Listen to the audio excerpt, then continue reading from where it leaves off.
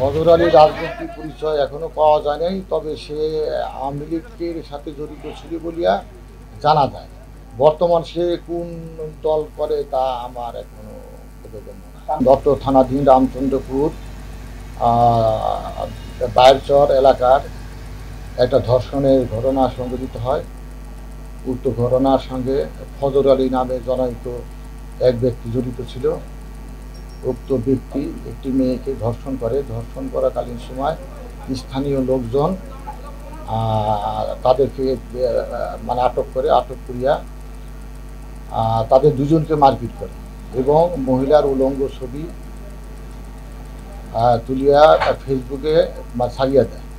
এই সংক্রান্তে আমরা মহিলার অভিযোগের ভিত্তিতে গত ইংরেজি 27 তারিখেই একটা ধর্ষণের মামলা নেই এবং উক্ত আসামিকে গ্রেপ্তার করি।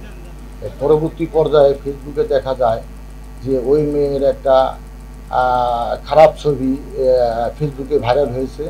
উক্ত সংবাদের ভিত্তিতে আমরা এটা পর্যালোচনা করার পরে আমরা উক্ত ঘটনার বিষয়ে 4 জন আসামিকে গ্রেপ্তার করি। তাদের ভিতরে আইনগত ব্যবস্থা প্রক্রিয়াধীন আছে। তারা এখন আমাদের থানা হাজতে আছে। তাদেরকে নারী নির্যাতন ও পর্নোগ্রাফি আইনে একটা মামলা করার চিন্তা করতেছি আমরা। বাদী হবে মেয়ে যে ভিকটিম সে। ফজর আলী আহত ছিল। সে বর্তমানে আমাদের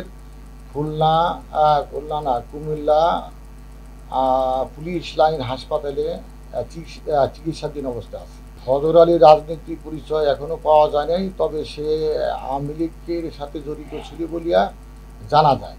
বর্তমান সে কোন দল করে তা আমার এখনো বোধগম্য না। তার নামে ইতিপূর্বে কোনো মামলা আমার জানা নাই। না, সে এখন আহত অবস্থা, হাসপাতালে ভর্তি। তার হাত আর একটা পা ভাঙা এবং সে খুবই শারীরিক অবস্থা খারাপ। সেখানে হাসপাতালে অবস্থায় পরবর্তী পর্যায়ে আমরা তাকে জিজ্ঞাসাবাদ করি। ভুক্তভোগী নারীর ভাষ্য যে সে তার সন্তান শুয়েছিল এবং তার মা এবং বাবা তাদের একটা পূজা উৎসবে গিয়েছিল। সে বাড়ি একাই ছিল। সে জনৈক ফজর আলী তাকে দরজা খুলতে বলে সে দরজা না খুললে সে দরজা ভাঙিয়া প্রবেশ করিয়া তাকে তার শুয়ে